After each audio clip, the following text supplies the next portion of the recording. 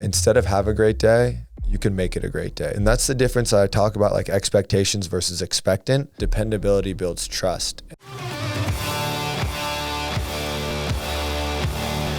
Welcome back, guys, to another episode of the Cody Cottle Show. The guest that I have today, man, such a champion, such a powerhouse of a man. Guys, he's a real estate investor. He's an acquisitions entrepreneur, meaning he goes and buys companies and scales them. And he's also the founder of Gratitude Movement, which has such an incredible story behind the heart of it. Guys, help me welcome Daniel Hack to the podcast.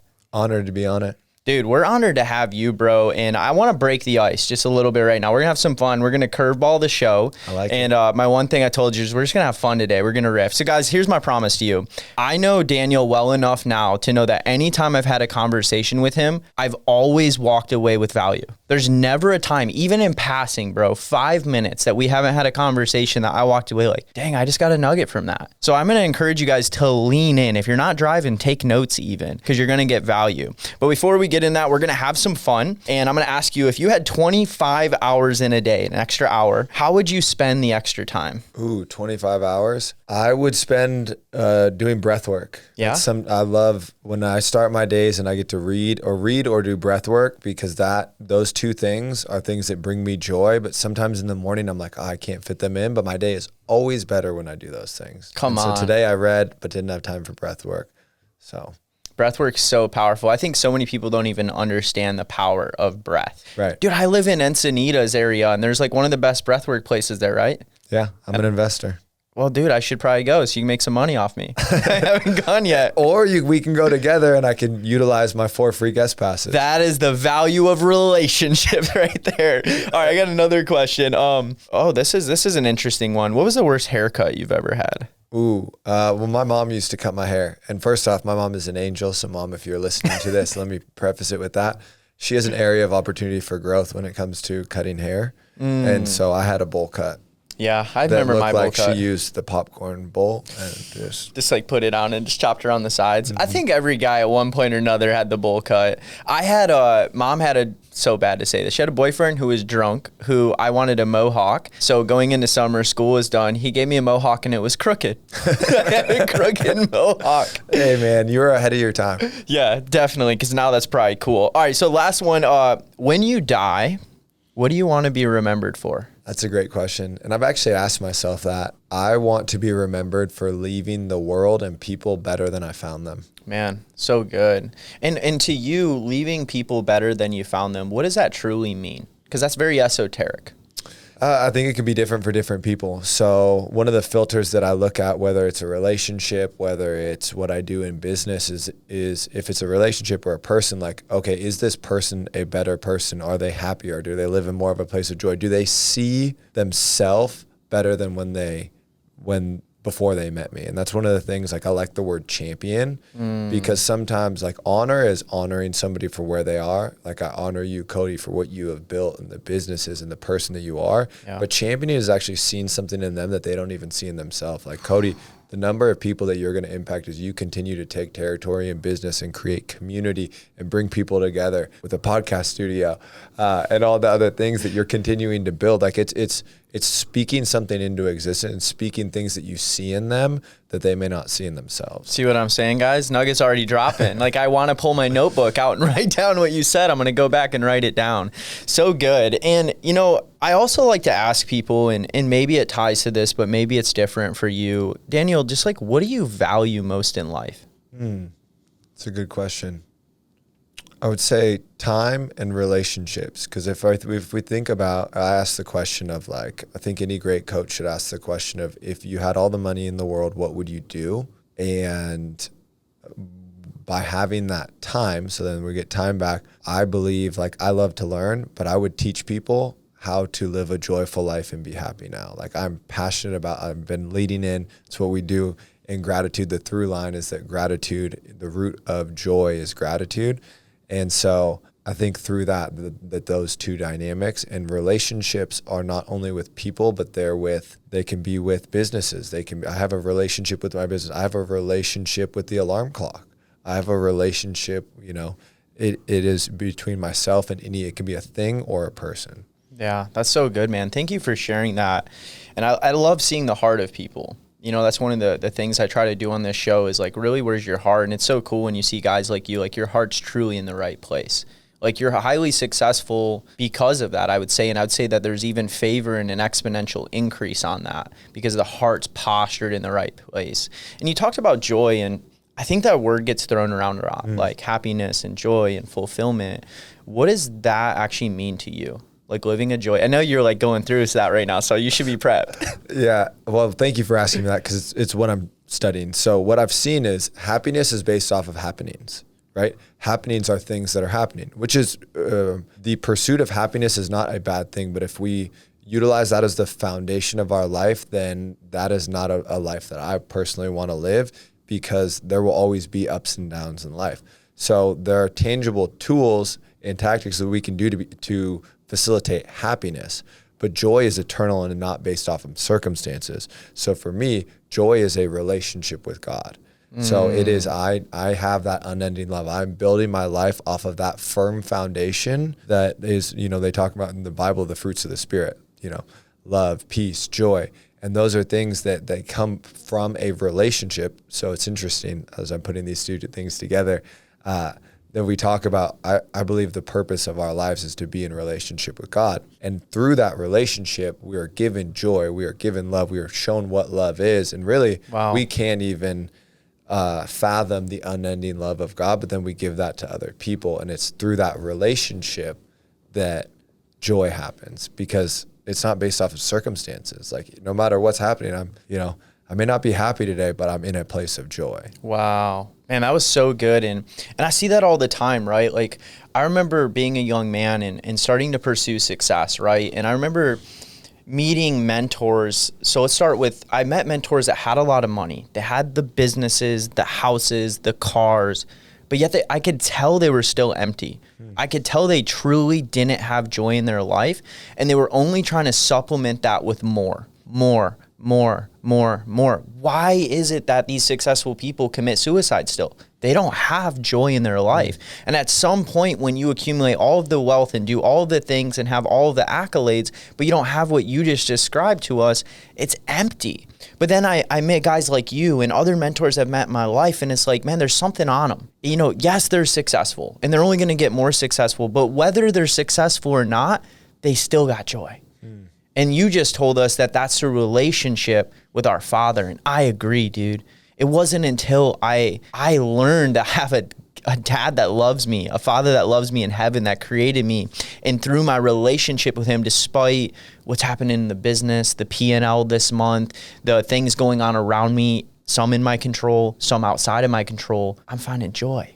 Because I got him and I'm in a place with him and everything flows out of that. You have that. And you're wearing a shirt, Gratitude. And that's a company that you own. And there's purpose behind it. It's not just some company you form.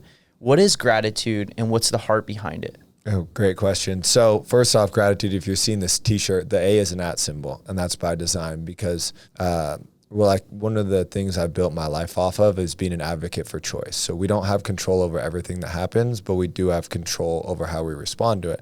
So I believe that we can find gratitude wherever we're at. If you're at a time that is a test or a process, then great. You're probably learning something through it. So there's some gratitude that you can find. And so with Gratitude, what we do is we champion mental health with empowering gift boxes. So how we do that is we give people the opportunity, like what do you buy somebody who can get themselves anything?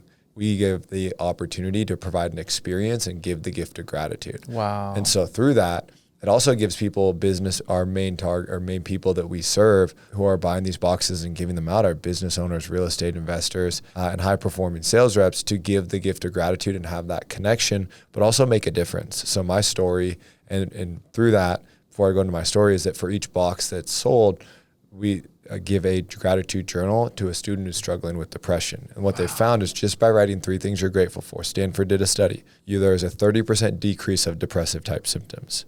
So the heart behind Gratitude is I actually lost my dad back in 2010. And he was the most impactful person in my life. And I remember it like it was yesterday. We were in the kitchen, just finished. I always read the sports section cover to cover. and we had an island there. And so I'm faced with my back to the door as he's walking out, and I go, Dad, have a great day. And he turns and he stops me and he said, son, instead of have a great day, you can make it a great day. That we don't have control over everything that happens, but we do have control over how we respond to it. Wow. And I even said that earlier because it's so ingrained in me, because that's what he taught me. And so I made that a mantra for my life, like make it a great day, right? Having a great day is like, okay, well, whatever. It's like kind of like happiness, right? Well, if these things happen, then I'll have a great day. Yeah. No, we can be in a place of joy by making it a great day, by choosing joy and choosing that in each of the dynamics of it. And so through that, when my dad passed, it was my way really to honor him, to live that out. But to be honest, like I was lost for a while. I was seeking external things. I thought, okay, well, let me find happiness in being successful. So then I made a lot of money and made an impact through that, but I was still not happy. And so what happened is I started to see, okay, so I'm living this make it a great mindset, but I'm living this empty life, right? I had the things, I had a loft condo downtown, a glass ping pong table, all these things, but I wasn't happy. So I was like, okay, well, let me take some of these things out. So I went and actually lived in a van for 7 months. During that time, I found community through a group called Sage, which is like a peer group for high performance sales reps and business owners. And then I also found my faith. I grew up in the church and came back to that.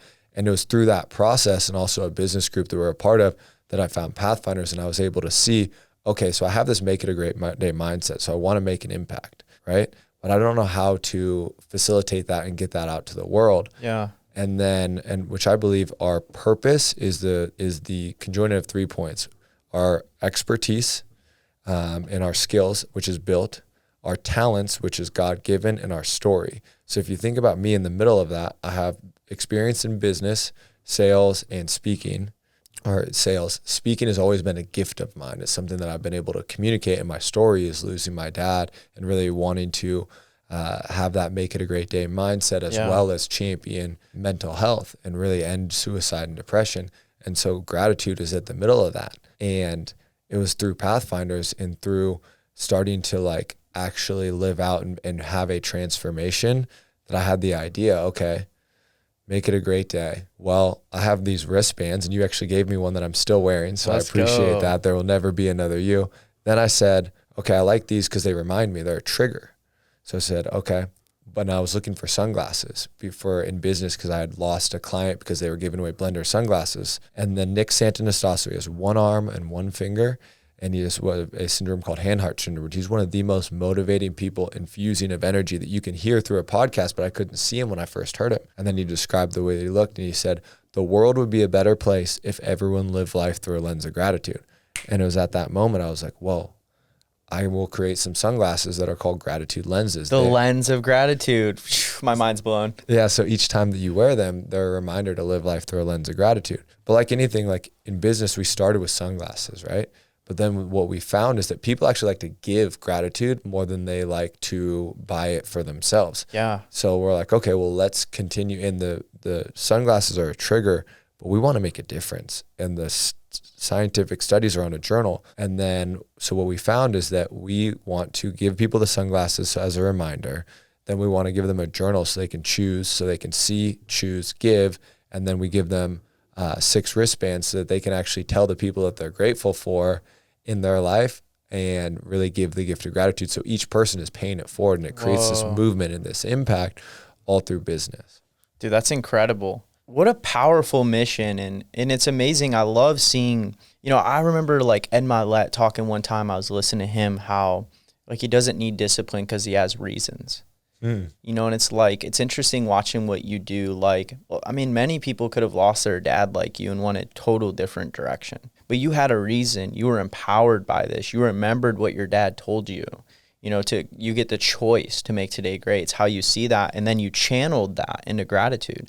And now I think that's so powerful. And I don't normally do this, but I know there's people listening to this that are just like, that's so cool. Like, I would love to send someone that box. Like, where do we get the box at? So the box is at gratitudemovement.co. Okay. Or you can find it on our Instagram, gratitudemovement.co, and then you can order that there. Like Go Giver, right? And giftology and things like that. And just the art of just like honoring and serving people and giving gifts. And even like our house that we're in, Awaken, and the way they teach that, it's so changed my mindset on the way that we honor and give to other people. And I know that like just hearing your gift and the heart behind it, like I know I'm going to use it just to like people I just want to honor, man. Just say like, I appreciate you. Like, I'm so grateful for you. Like, I see you. Like, that's such an amazing thing that you've created as a gift that we can send to somebody, that we just want to honor me. Like, hey, I'm grateful for you. Exactly. And that's one of the things, like, somebody asked the question once. They said, I don't ask my kids what they want to be when they grow up. I ask them what problem they want to solve. And I repeated that to somebody. He's actually the founder of a company called Sackcloth and Ashes that does a buy one, give one for blankets. And he said, let me take this one step further.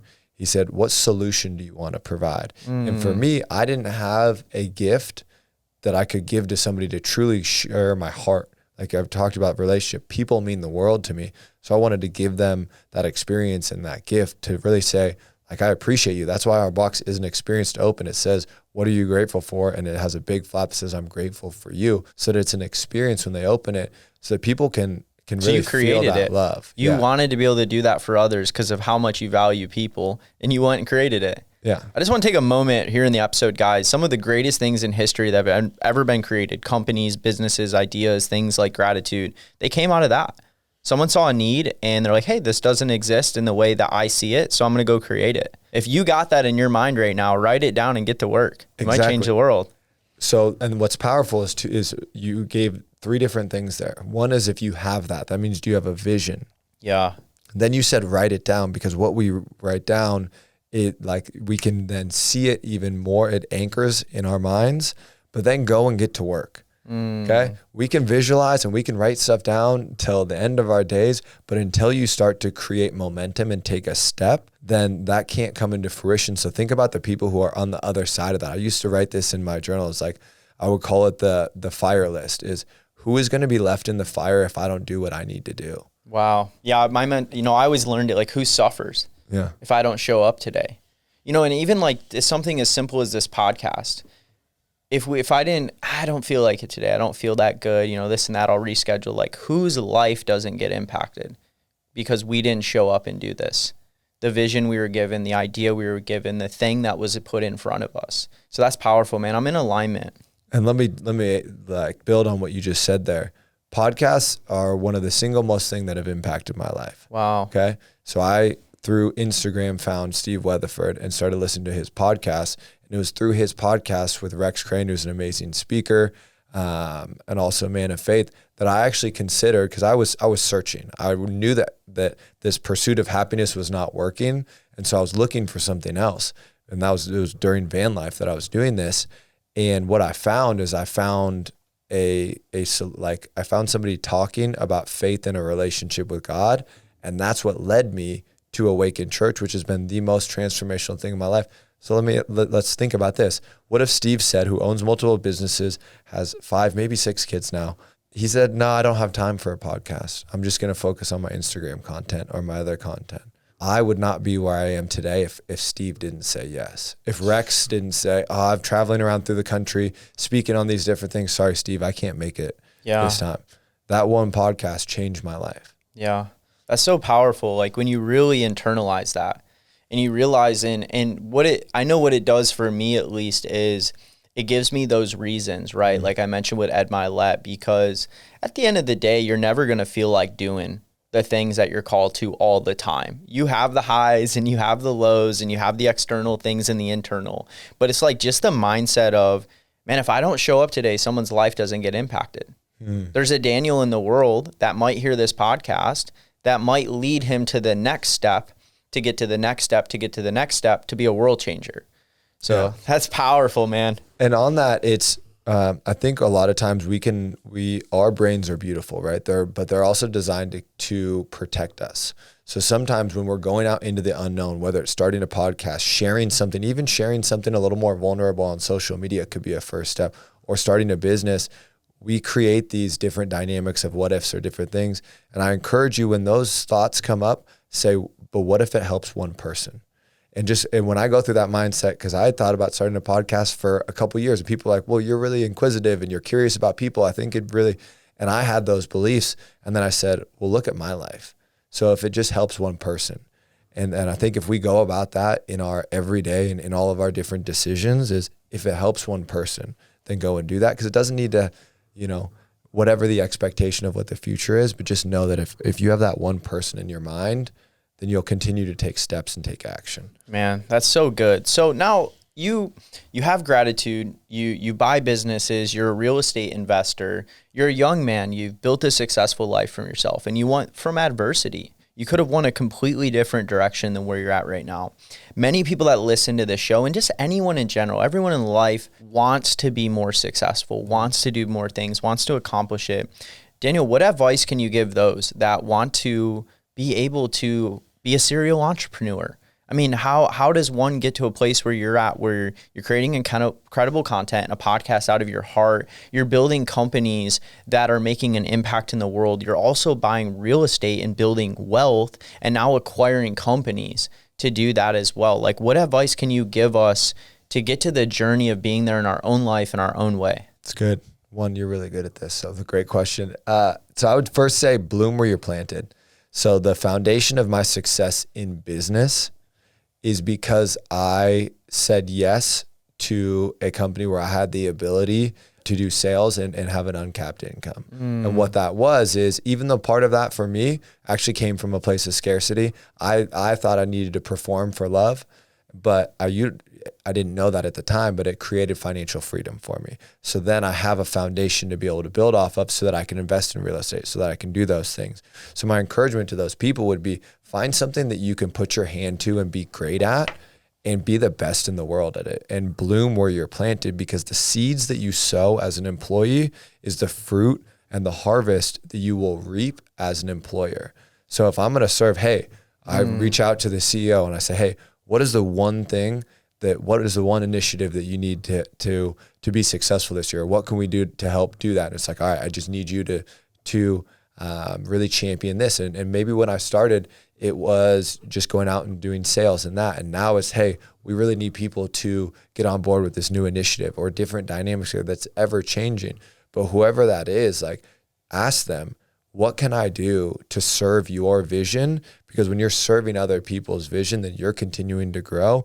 And that's the harvest that you will also reap as an employee. And we don't do it because I'm going to, but that's the heart posture of it. Wow. That's so good, man. And that's so uncommon, right? And that's how you get uncommon results. So what I heard you say was, well, you went and found another opportunity working for someone else. First, you did need to create some wealth. And I'm sure you were able to use that wealth to compound and to build where you're at. But the thing that most people miss, because they only talk about that, is the way you served someone else's mission, someone else's company.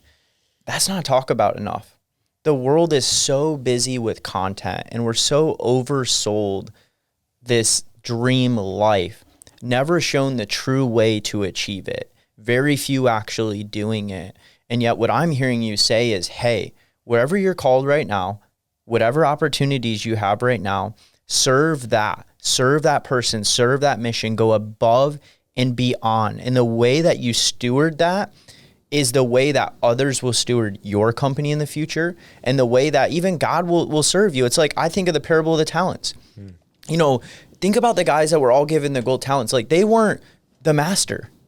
Like, the master gave them that.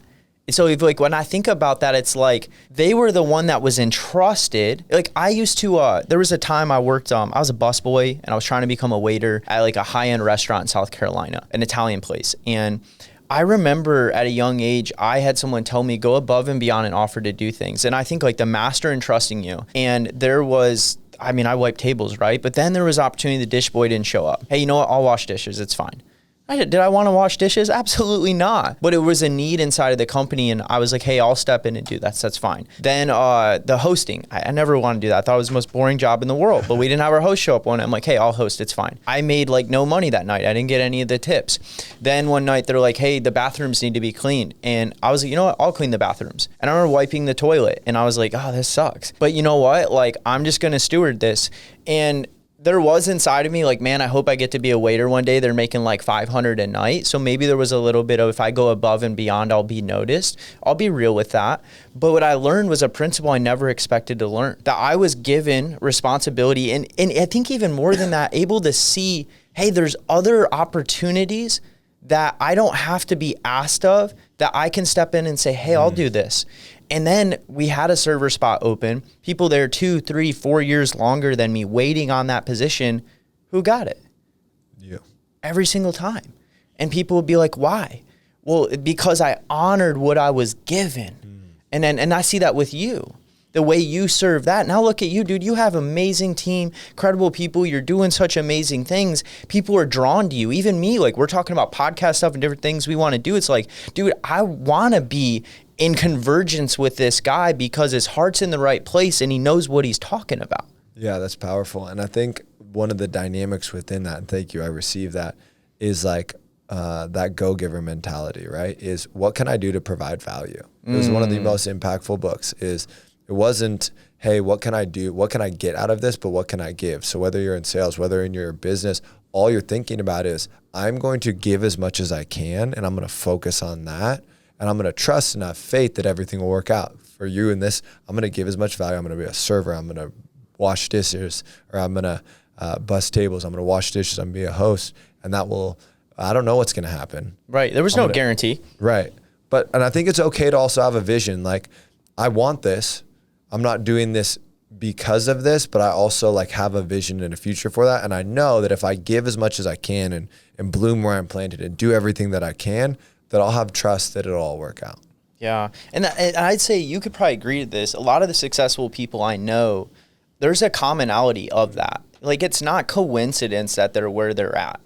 You know, like, and like we both know Pastor Colin Higginbottom, such a champion over Pathfinders. And, you know, you've received a lot of mentorship from him. I've gotten a lot indirectly. And just even like watching his life and what he's done, he speaks about, you know, they have such a successful company now, but how he worked in someone else's and how he honored his boss, even when he didn't always agree with him.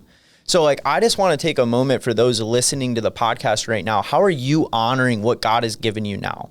You want the business, you want to be a millionaire, you want to have success, you want to be like Daniel, but are you honoring what you have now? Are you complaining about it? Are you showing up 100%? Are you going above and beyond for the things you have? Because I see people that they do. And what was it? The best promotability, Darren Thevathosason told me this, is dependability. The best promotability is dependability. And people will promote you if you're dependable. Right. And you step up and you show up and you're consistent and you're a hand raiser and you go for it. And then when the door opens for you to have your own thing, who do you attract? Same people. Yeah, that's good, dude. Yeah, and I think the part of that dynamic is dependability builds trust. And whether that's trust with your employer, or it can build trust with people who come to work for you, but also trust with yourself. Yeah. That if you're dependable, if you do what you say you're going to do, then you can trust yourself on that subconscious level of, okay, I do what I say I'm going to do. So I have the trust that I can go out and start my own thing when the time's right, or I can go and do these different ventures, or even it could be in personal, you know. Yeah. One of the things that I've worked through is I would say, somebody asked me on a scale of 1 to 10, what's your risk factor? And I was like, in what area? And then at that moment I realized that in business I'm a 10, but a relationship I'm a 2. Whoa. Like, I've gone on maybe 3 dates in the last year.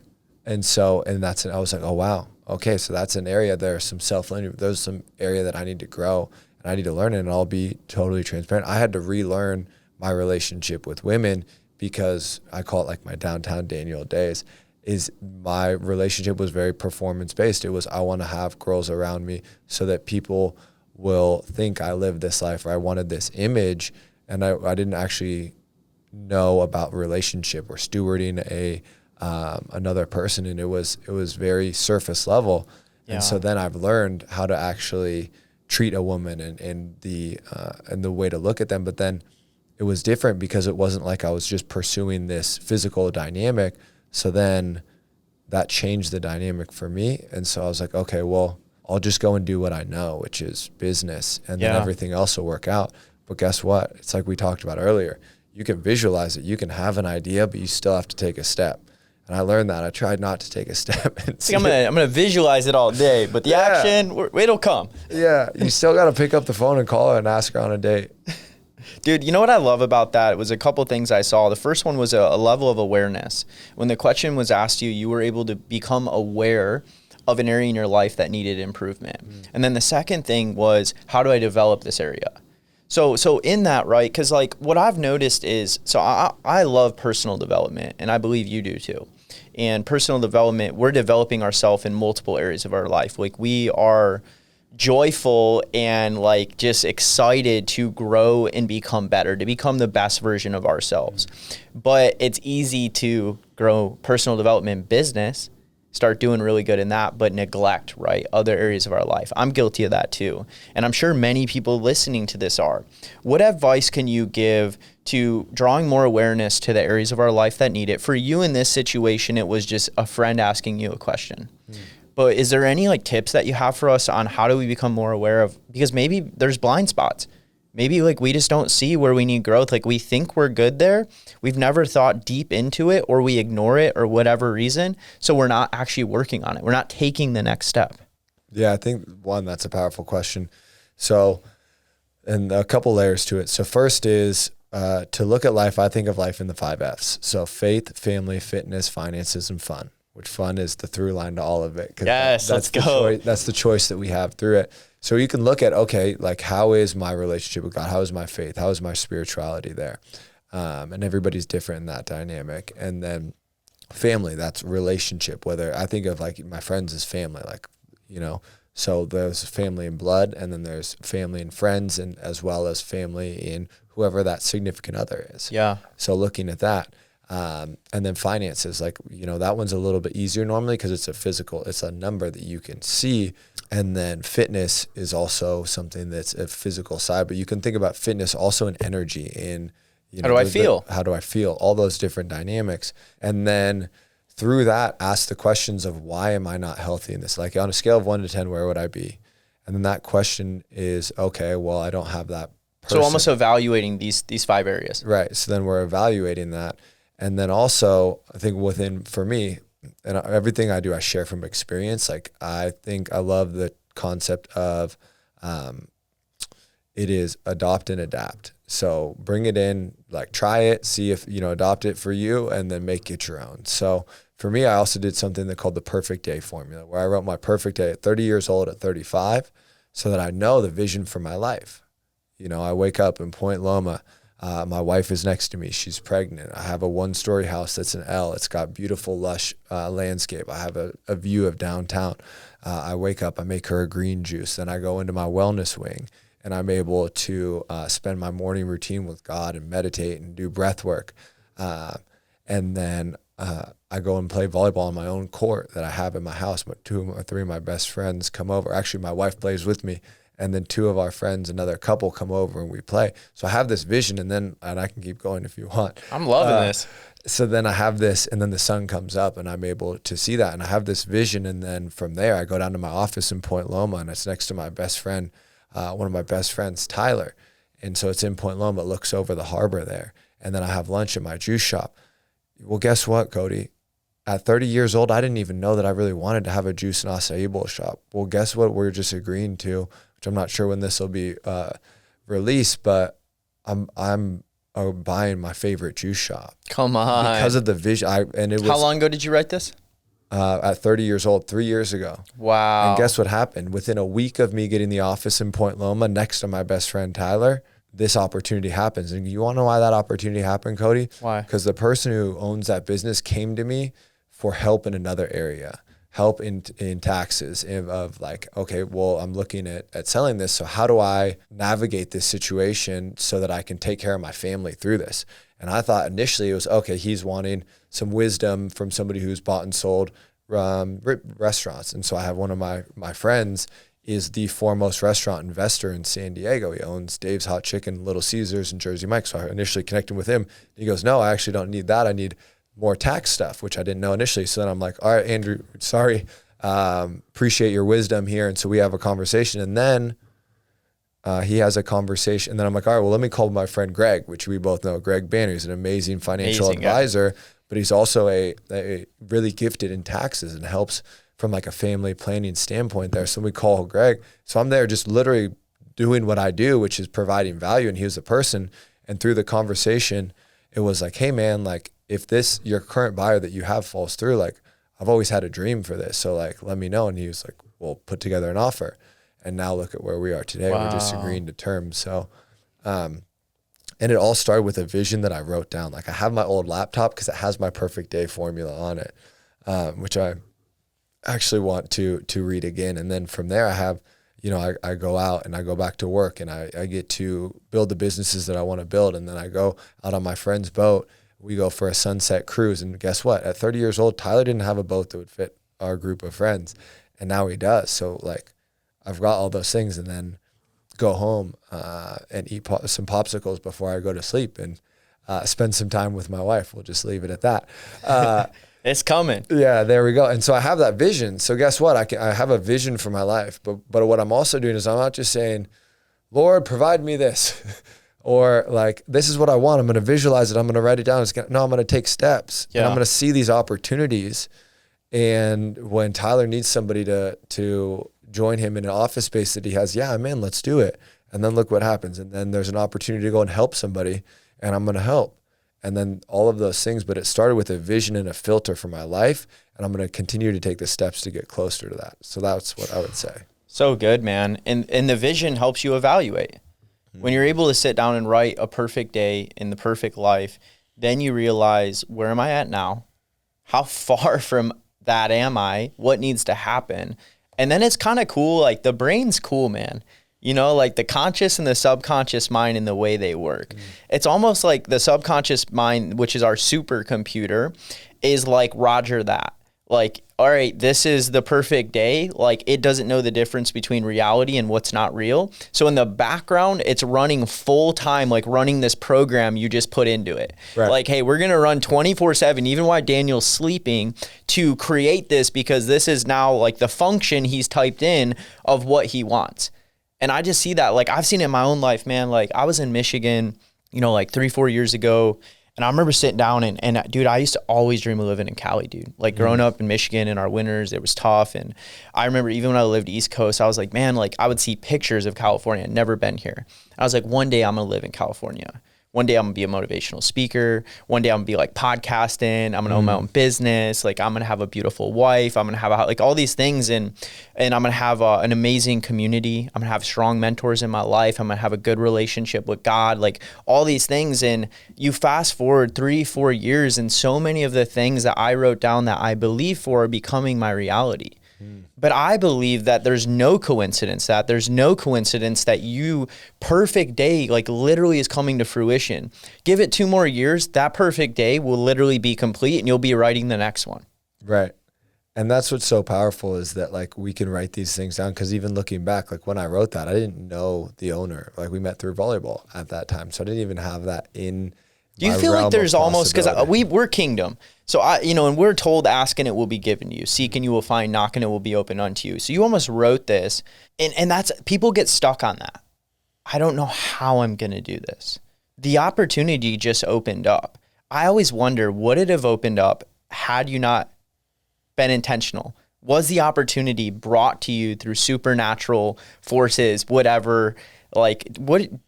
Do you know where I'm going with this? Yeah, so that's a great question. So I think there's, whether or not it would happen, I don't know if I have the answer to that. But what I will say is that when we visualize something or we write something down, what we're doing is like you're saying, our brain, our supercomputer, our reticular activating system is finding a way to be able to do that. But we're also partnering with God, saying like, hey, this is a vision that you've put on my heart, that we are made with your divine fingerprint and his image and likeness. So we are creators. I love Erwin McManus. He talks about, no other species can create. They can all do like what a dog or a crocodile or an alligator or whatever, they can do what they're designed to do, but they don't create anything outside of that. We as human beings are creators. So God has given us an ability to create, so we can create whatever that future is for us. But guess what? We can sometimes be the instant gratification that, okay, well, I created that. I wrote it down, so it needs to happen. Well, most people overestimate what they can do in 1 year and underestimate what they can do in 10. And so I think what's so powerful is that we have the opportunity to create. And do I know whether or not it would still have happened? No. But I know that I'm intentional enough that I'm creating my future reality and my future life. I love where I live right now. I'm content with where I am right now, but I'm also striving to continue to grow because we as humans are designed to grow. Yeah. There's a fulfillment that comes from growth, but there's also a joy that comes from contentment. Right. It's powerful. So I love that. And I believe like you that we have a divine fingerprint from God and we get free will and how we want to use that. Like, you know, Daniel, like God didn't say like, hey, I already have your perfect day planned for you.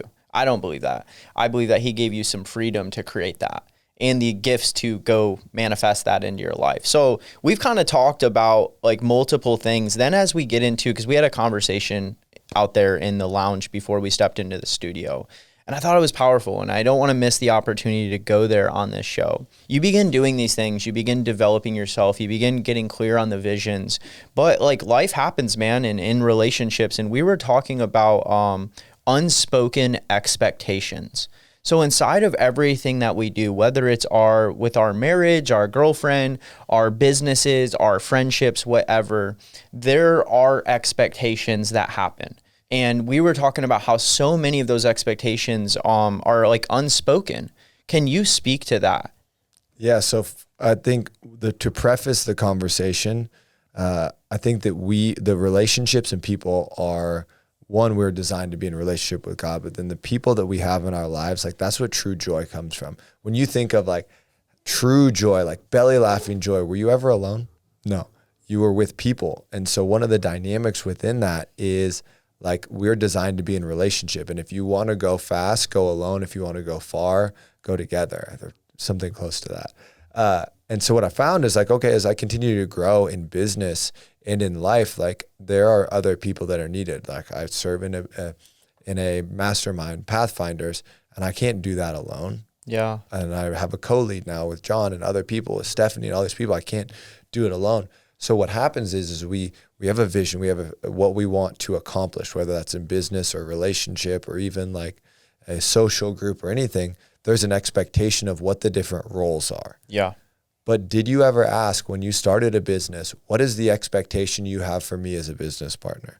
This is the expectation that I have from you in business or in these other lives. So what happens is I have an expectation of what I think you should be doing, and I think you should know what my expectation is. So we have unset expectations. And what I believe is expectations can be the root of all suffering because that puts your role in a box and you don't even know what those expectations are. Yeah. And so then how can you ever live up to them? Exactly. And that's the difference I talk about, like expectations versus expectant, where expectations put things in a box, where expectant is saying, okay, I'm believing for this, but I'm also having faith and trust for God to be able to move there. But I think within actual relationships and partnerships, expectations are okay because you're actually saying, these are the things, these are the KPIs, these are the things that we need to be doing in business. Yeah. So let's make sure we're on the same page because I care too much about you as a person. I care too much of you as a friend. And even if it's maybe just a business relationship, I care too much about the people that we're serving and the business that we're creating for us to have any bitterness or resentment. And I'll speak from experience to me that what happened when there's unmet expectations is that first starts to resentment. So I resent that Cody, you didn't do what I expected you to do, but I didn't tell you that I expected you to do it.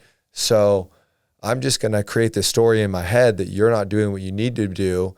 And then guess what that resentment's going to turn to? That's going to turn to bitterness. And then I'm going to start being short or saying other things. And then I'm like, man, why is our relationship not the same? Because I didn't speak out initially what my expectations were. But then when there were expectations that were not met, I also didn't speak that out. So it's two levels. I didn't do it at the beginning. Yeah. But then I also didn't speak while it was happening. So if I can give some advice, learn from my experiences, is get very clear on your expectations with other people in business and in life. But also if you're already past that point, you're like, oh, well, I didn't do it at the beginning. Great. This is an opportunity to say, hey, I'm here to seek understanding. I'm here to be curious. Like I am here to really, one, hear what your expectations are for me, because guess what, a partnership, that's a two-way street. Yeah. And I also want to share with you what my expectations are. Yeah. And through that experience of me seeing that I had unmet expectations, I learned that there were some things that I actually needed to ask for forgiveness for, which were having expectations, which were letting that bitterness turn to resentment. And then there are certain things I needed to share, and to have that filter of like, okay, what are the things that I need, that I did wrong? So that's what asking for forgiveness is. And then there are other things that also need to be communicated, because mold only grows in the darkness. So if I don't say those things, it's going to continue to grow. Yeah, dude, that was so powerful, and so many lessons to take from that. And I agree, man. So many relationships are ruined, both in business and personal life, relationally, romantically, because there's never a good communication of managed expectations. And I was making this mistake probably like 4 or 5 years ago, and I had a mentor in my life I went to with this. And I felt like bridges were getting burned, relationships were getting tarnished, like things were happening. And I was like becoming bitter towards people. And he sat me down and he was like, Cody, well, did you tell them exactly what you expected from them? I'm like, no. He's like, well, if you don't learn how to manage expectations, how can you ever expect someone to meet them? But I got a download while you were talking. I want to share with the audience. I feel like it's from God. Do we manage our expectations with ourselves? You know, you're talking and I'm like, well, the word of God, the second commandment says to love your neighbor as yourself, right? So in loving your neighbor as yourself, in love, there is a respect factor of communication, of managing expectations, because you want to nourish that relationship. But how can you do that if you don't do that with yourself? And I think that I was just thinking about that, and we can riff on this for a second before we wrap up, but like, do we even manage expectations with self? You know, what we expect of ourselves. So many people have an unhealthy relationship in here. Right. Like a resentment and a bitterness even towards themselves. And then how can I ever expect to be healthy in business partnership or friendship with you if I can't even do that with myself and manage my own expectations? Wow, that's so powerful. And to go back to the example of the business, right? So if I have unmet expectations that I expected more from myself, then I'm beating myself up, even if it's subconsciously, I don't even know. And then what do we do with that is I then project that, because we can project what's going on. Our internal reality can create the external. And so what happens is then I project that onto somebody else, and then that exponentially makes that way worse. Expectations that much worse. And as you're saying that, I'm like, oh, what are my expectations in that business? Like, wow, I definitely did have higher expectations with certain dynamics of what I would do. And so I think it's powerful. Thank you for sharing that. And that's a really important dynamic to think about. What are my expectations for myself in business, in personal, in relationship? Yeah. And then how can I actually get there? And it's hard because how do we know if we're living up to something that we never even can measure? Right? Like, how do I even know I'm being a good business owner if I don't even know what an expectation of myself of a good business owner is in the first place? How do I know I'm being a good boyfriend? I can't just seek external validation only from Esther. Like, that's a huge component, but like, what do I want to show up as? What's my standard of being a boyfriend, of being a business owner, of being a friend to my friends? I know recently I had a revelation from God that I wasn't valuing my friendships and my brothers as much as I should, that I was letting the busyness of life wear me down, that I don't have time. And then God really reminded me, like, what's really important?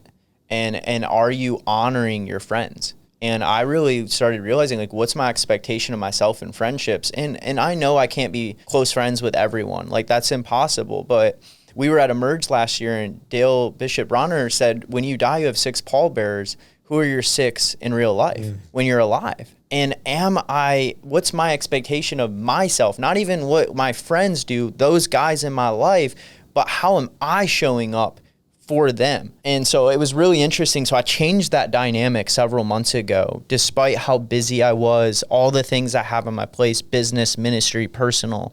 I said, these are expectations I have.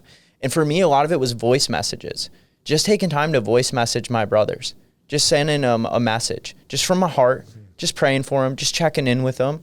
Man, exponentially went farther than I ever could have imagined it going.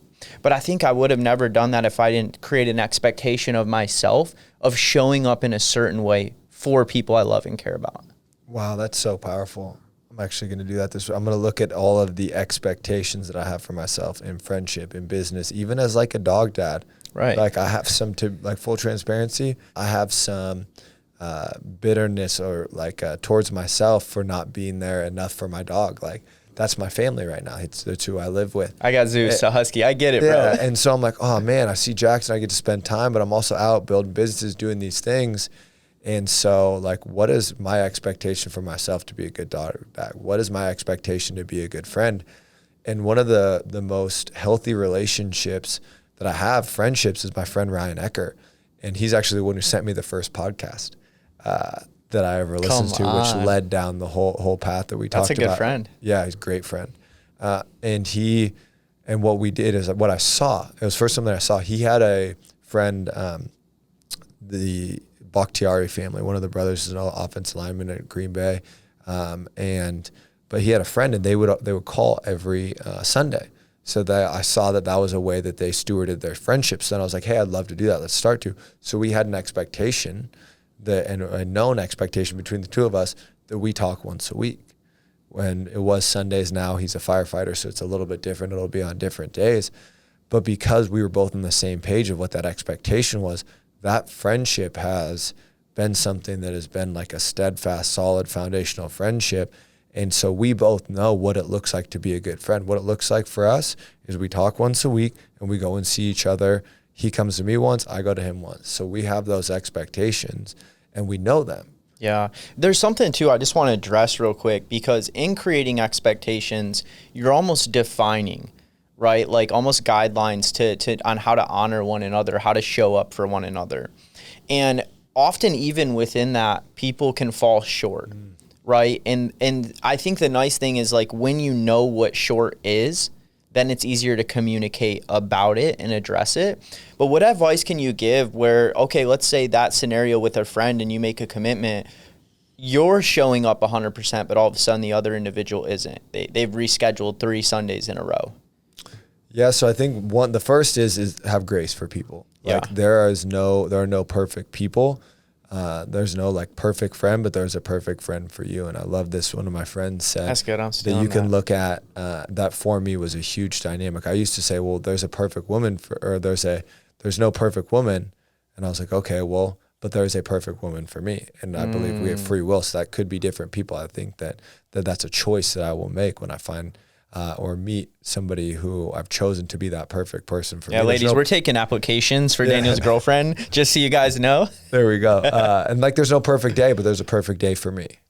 And so I lost my train of thought. I threw you off there with the applications. I know, right? But meeting that expectation and being let down. Oh yeah. So first is to have grace for people and to know that like their people aren't perfect. But then the other is to communicate the expectation. So one of the things that I've done and communicate that they weren't living up to what was communicated is I don't let it pass a Sunday. So what happens is I'll be perfectly honest. I avoid conflict. I'm a people pleaser. I'm a middle child. And I like to make people happy and I like to bring people together. Yeah. But within that, I can avoid conflict. So what'll happen is I won't have that conversation and that resentment will turn to bitterness. Wow. So I won't let it go past a Sunday. So sometimes I have my growth conversation Sundays where I'm going and having conversations or even scheduling meetings or coffees with people to say, hey, like, one, I want to ask forgiveness for letting it get to this place, but this is what I'm feeling. So like if I were to navigate the conversation where Cody, you didn't show up for 3 years, I'd be like, hey man, first off, like, I want to ask for forgiveness for letting some of this bitterness of the expectation of us meeting get to resentment because I love you, you're my brother, and I want nothing but the best for you in our friendship. But what we talked about is to have a friend, you have to be a friend. And so the expectation was that we talk, and when we don't talk, then we're not able to build that friendship and be there for each other. So what's going on like that? So that's where I'm at. Is everything okay with you? So I'd ask him like, what's going on? And then if it continues, like there are those dynamics. Like I love, Ed Milet talks about proximity, right? That some people are friends from the past, some are current and some are future. And those are some of those decisions. If you're doing everything, you're calling and you're doing that, but it's a one-way street. It's okay you don't have to be like, all right, bam, you're out. You just stop calling them. Yeah. Because if, that's one of the rules or the dynamics. My friend Tyler, I mentioned, he's had like the 48-hour rule. If they don't call me back in 48 hours, they're probably not a friend that I want to have in my life. Yeah, dude, that's so good. And I think the first thing I heard you, like the grace and then the ownership, like approaching even conflict in general and things of just taking ownership, like, hey, I apologize about the way, this with me, or I've let it build to this. And then creating the communication. I had a conversation about a week and a half ago with someone similar in something that I had let something build up and an expectation that I had that wasn't met. Same scenario we're talking about. And that did create resentment towards that person. It started to turn to bitterness. And it started creating a feeling of, you just don't belong in my life. Like, you know what? I'm not dealing with this, right? Like that was the easy, avoidant way out. And I actually saw this individual was a great friend of mine at men's prayer. And then the Lord put on my heart, like, you got to go talk to him. So I actually went up and took ownership, say, hey man, I want to apologize because this is what's going on in me and this is the way it's made me feel. And like, I don't want that to ruin and burn a bridge in a friendship without even talking to you about this. And what was crazy, it was a beautiful conversation between two friends and it was great. And there was so much misunderstanding inside of it that neither of us had known. And we walked away and then he sent me a voice message, just so grateful we had the conversation. And I just remember thinking like, man, if I didn't have the courage or even just the Holy Spirit didn't speak to me in that moment, I would have never went up to him.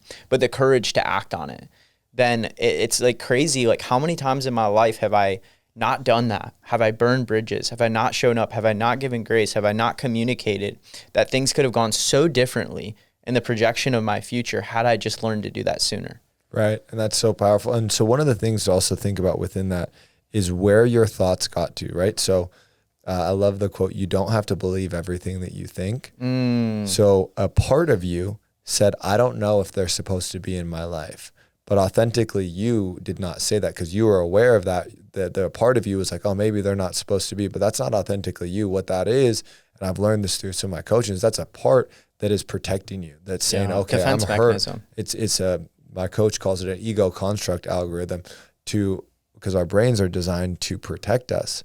So maybe they're not meant to be in our life because I'm feeling this emotion and I don't like this emotion. I'm feeling hurt here. So I don't want to feel this emotion. So I'm going to push this person away. Maybe they're not meant to be in my life. Well, that's a mechanism to keep us safe because our beautiful brains are supposed to do that and they're designed to do that. But that doesn't mean that we have to choose to do that. We don't have to believe everything that we think. We can say, no, I understand that I'm hurt by this. I understand that I may have these thoughts, but like I loved when I first came to Awaken, Dr. Matt would say, cancel. So literally, like if you have a thought, you don't have to believe everything you think. You can just put a red line through that, cancel that, and then put in a new one. This is what I believe. They're a great friend of mine. I'm going to do everything that I can to fight for that relationship, fight for that friendship, fight for that business, whatever it is. Yeah, that's so powerful, man. Well, Daniel, as we wrap up here, I wish we had more time. I think we're going to have to bring you back on because there's so many things that we could talk about, so many questions I just want to ask you that I just want to keep pulling, man. But as we wrap up here, I guess I just want to hear, is there like anything on your heart that you just feel like right now, and maybe, take a moment to hear from the Spirit of God that you want to share? And maybe with the intention of who's on the other side of that camera that maybe I want you to think is like you were when Ryan sent you that podcast a long time ago. Like you're speaking to that person right now. That's good. So I think I would say that we all have a point in our life that we are the beautiful bodies that we have, this human experience that we have, that we all have a certain point in our life when we have the choice to go from survive to thrive. And so at that time that you have the ability, you have the choice to go from what you previously thought life was to what life can be. And you are the creator of your own life. And it all comes back to choice. It comes back to you taking the step and putting yourself in the environments and learning things and going into it. And even if you're not in a place that you want to be, guess what? You're perfectly where you are supposed to, and that you can go wherever you want because you are a creator, and all it takes is the choice to take one step. So I encourage you, take one step in the direction that you have called to be. And it's not about becoming a person. I think it's the convergence of two things, becoming and unveiling, because you actually have it inside of yourself. Drops, Mike. So good, man.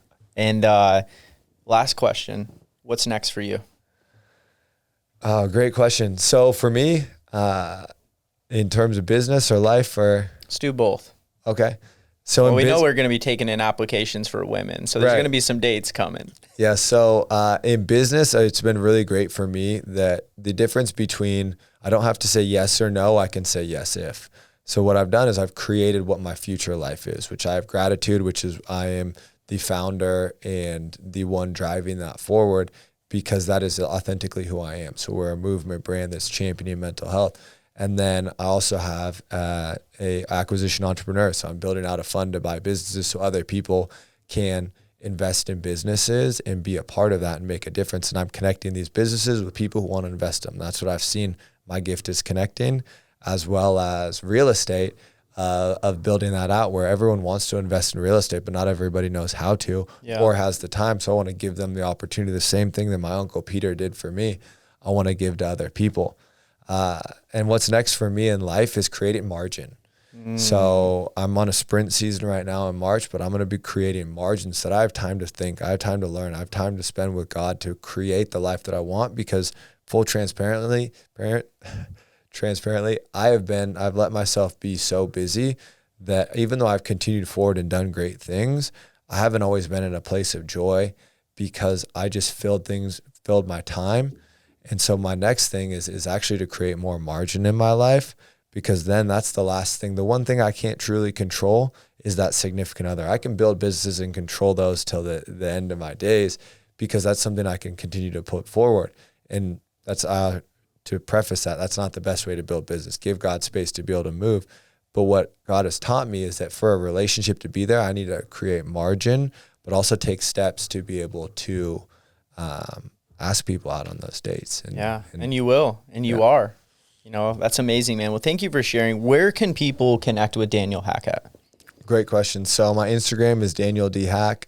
Our website for gratitude is gratitudemovement.co. I also have my own website, danielhack.org.